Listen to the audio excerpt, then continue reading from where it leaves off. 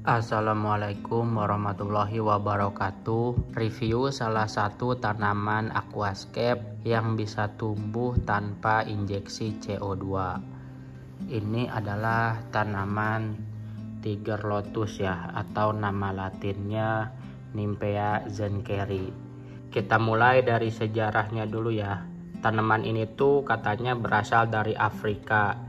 Ciri utamanya daunnya berwarna merah dan hijau, ada bercak-bercak ungunya kayak gini guys. Nah makanya ini kita panggil sebagai tanaman Tiger Lotus ya, karena bercak-bercaknya mirip bercak-bercak harimau ini katanya. Nah ini tuh tanaman ini termasuk ke dalam tipe yang tanaman ditancap, tumbuhnya ditancap di dalam substrat. Tiger Lotus juga punya tingkat pertumbuhan atau grow rate yang medium.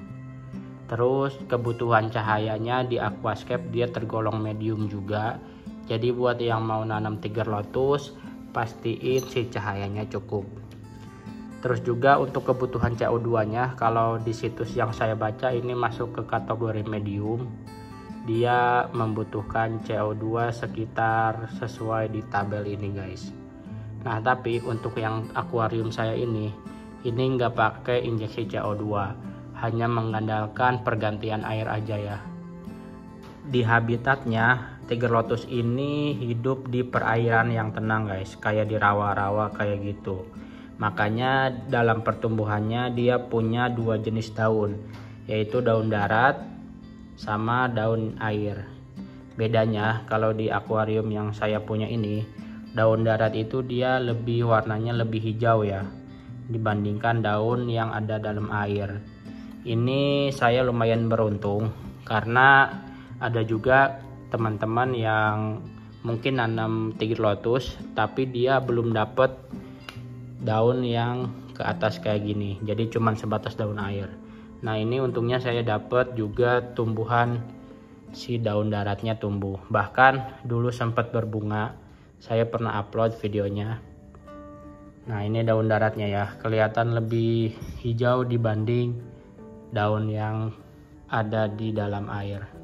Untuk jenis-jenisnya ini juga saya baca di artikel, katanya ada Tiger Lotus yang red Tiger Lotus atau daunnya sedikit berwarna merah. Dia itu kalau dikasih cahaya lebih intens maka warna merahnya semakin keluar. Yang kedua ada juga jenis Tiger Lotus yang green Tiger Lotus. Daunnya itu lebih hijau dia. Cuman saya nggak tahu kayak gimana hijaunya. Katanya lebih natural aja. Yang ketiga ada jenis hybrid. Nah yang hybrid ini mungkin kelebihan dari si Tiger Lotus juga, karena menurut bacaan saya dia itu lumayan adaptif guys. Jadi gimana kita ngasih dia cahaya maka akan menyesuaikan sama lingkungannya. Ini usianya kalau yang ada di aquascape saya itu kurang lebih hampir 1 tahun. Di awal setting saya pernah juga upload videonya ya. Beli 2 rhizome di marketplace, terus saya tanam. Nggak lama dari nanam itu langsung berbunga. Udah 2 kali berbunga, tapi sejauh ini belum berbunga lagi guys. Jadi ini usianya 1 tahun. Di hadapan ini udah di trimming ya, karena sebelumnya ini rimbun banget. Kelebihan yang pertama yaitu selain dia tumbuhnya lumayan cepat di tank ini, dia juga punya 2 jenis daun. Makanya saya tanam biar kelihatan penuh. Jadi nggak cuma di bagian sini aja, di bagian bawah, tapi dia juga ada tangkai-tangkainya yang menjulur ke atas. Ini menurut saya salah satu kelebihannya.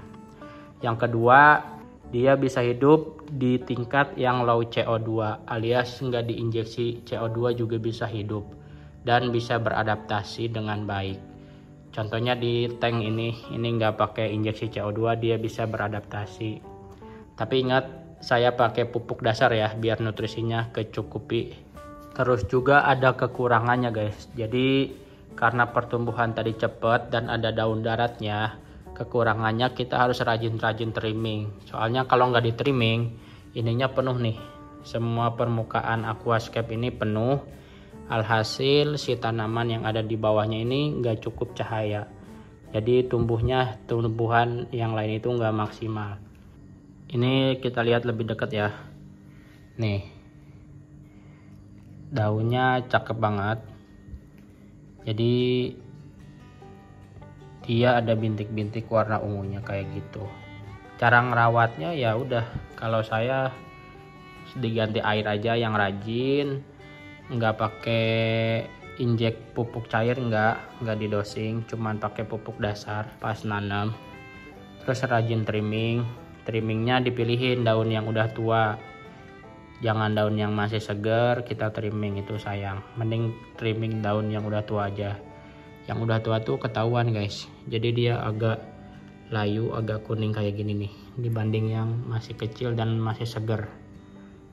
Nah ini udah tua nih, udah agak kuning sama agak layu. Jadi dia cocok banget buat dijadiin tanaman background dan jadi focal point kalau di aquascape yang saya punya ini. Digabungin sama batu kali ternyata cocok juga. Jadi simple aja, nggak perlu kayu-kayu yang ke atas karena dia ada tangkai-tangkai yang ini nih. Begitu kira-kira. Baik, segitu aja mungkin reviewnya. Nanti kita lanjut lagi review tanaman yang lain. Terima kasih buat yang sudah menonton. Sampai jumpa di video berikutnya.